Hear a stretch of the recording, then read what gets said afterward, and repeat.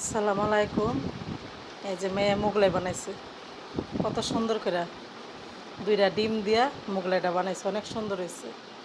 এই যে এই যে লেওনিজ বানাইছে, এই যে দুইটা ডিম দিয়া, এটা খাইতে মজাই লাগতেছে। এটা দিয়া সস দিয়া খাইতে মজা লাগে।